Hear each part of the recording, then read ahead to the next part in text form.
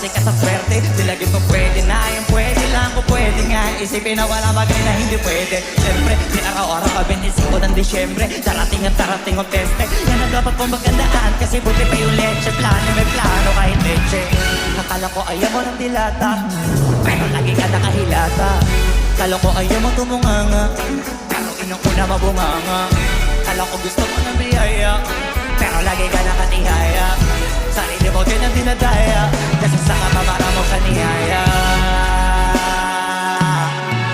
Dapat kasi di ka pumapayag, ikaw di naman ang mahihirapan.